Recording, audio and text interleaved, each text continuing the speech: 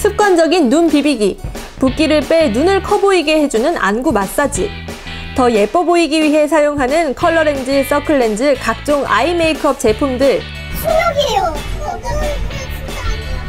안 될 것 같아요. 각막의 흔적은 시력 상실로 이어질 수 있습니다. 무심코 하는 행동, 습관적으로 사용한 제품들이 눈 건강을 해칠 수 있다고 하는데요.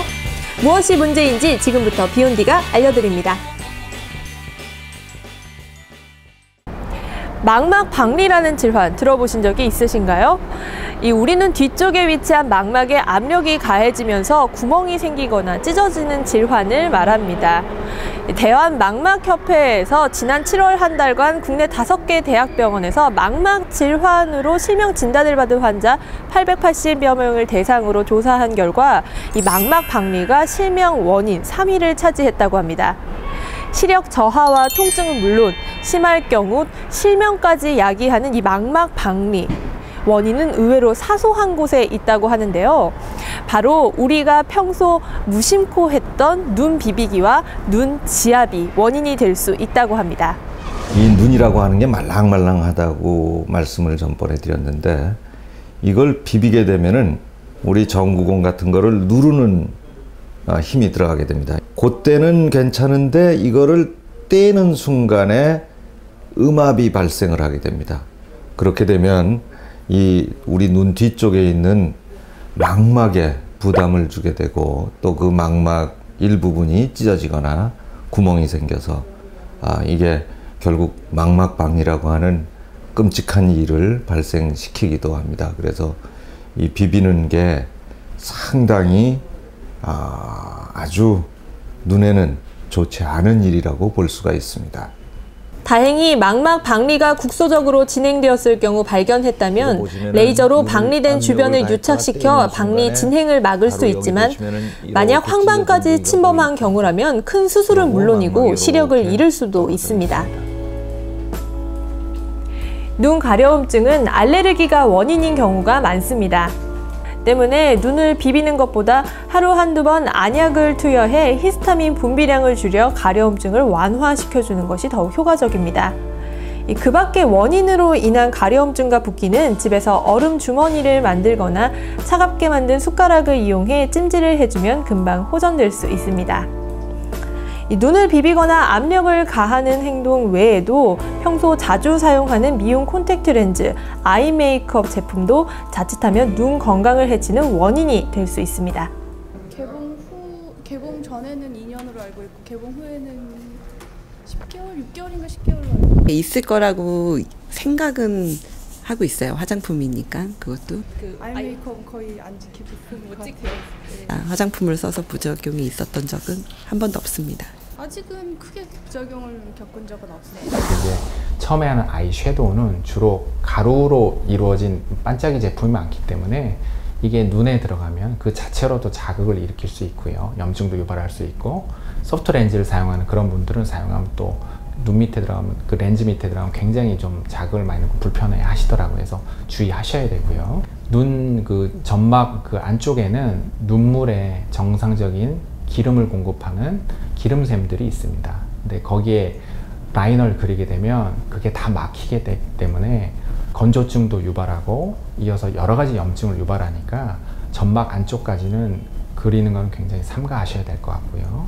이런 아이라이너라든지 그런 눈 주위 화장품은 보통 3개월에서 6개월 정도밖에 안 되는 유통기한을 갖고 있기 때문에 그걸 굉장히 좀 주의해서 사용하셔야 됩니다. 그거 외에 이제 여자분들 외에 뭐 뷰티 코너나 이런 데 가서 다른 사람이 쓴 걸 눈 주위에 여러 가지를 발라보게 되잖아요. 그거는 서로 균을 돌려 쓰는 효과를 주기 때문에 굉장히 주의하셔야 되고요. 이보다 더 큰 문제는 바로 눈에 직접 닿는 렌즈에 있습니다. 특히 중고등 학생들이 많이 사용한다는 컬러 렌즈와 서클 렌즈. 일반 렌즈보다 산소 투과율이 낮아 각막에 심한 부담을 줄 수 있는데요. 2011년 대한안과학회에서 약 500여 명을 대상으로 조사한 콘택트 렌즈 부작용 실태 보고서에 따르면 서클 렌즈와 컬러 렌즈에 대한 부작용이 42% 정도를 차지했습니다. 그런데 놀랍게도 부작용 환자의 45%가 청소년들이었다고 하는데요. 이에 정부는 청소년의 눈 건강을 보호하기 위해 2011년 하반기 무분별한 콘택트렌즈 구입 방지를 위한 콘택트렌즈 인터넷 판매 금지 법안을 제정했는데요. 오히려 더 큰 문제가 야기됐습니다.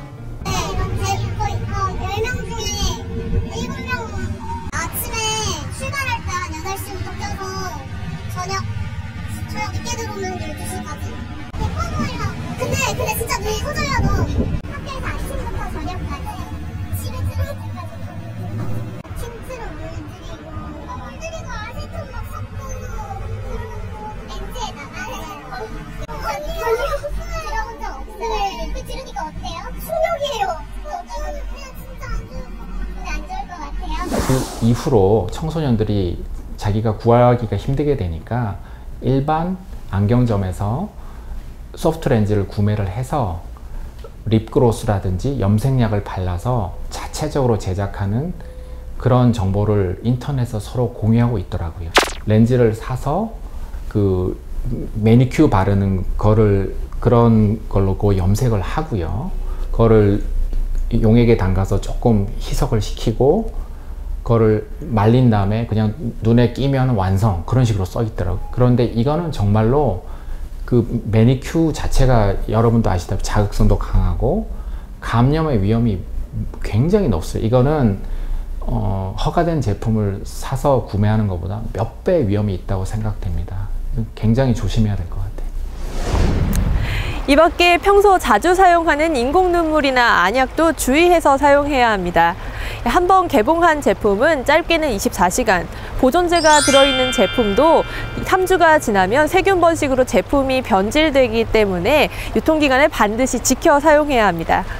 또 가족이나 친척끼리 같은 인공 눈물이나 안약을 돌려 사용하게 되면 세균 감염의 원인이 될 수 있기 때문에 개인 제품 사용하는 것이 반드시 필요합니다. 눈 건강을 위해 눈을 비비거나 압력을 가하는 행동을 삼가고 올바른 콘택트 렌즈 사용법을 숙지하고 유통기한이 있는 아이 메이크업, 안약, 인공 눈물과 같은 제품은 개봉일을 표시해 두는 등 작은 행동 실천만으로도 눈 건강을 지킬 수 있습니다. 눈 건강이 나빠졌을 때 나타날 수 있는 증상 중 하나는 시력 저하인데요. 때문에 단순히 눈이 나빠졌겠지라고 생각하고 무심코 지나쳤다가 증세를 악화시키는 경우가 많다고 합니다. 만약 갑자기 눈이 나빠졌다면 반드시 안과를 찾아 검진을 받는 것이 중요합니다. 또 눈 건강을 위해 질환을 예방하려면 올바른 생활 습관을 실천하는 것은 물론이고 평소 주기적으로 안과를 찾아 검진을 받는 것이 무엇보다 중요하겠죠.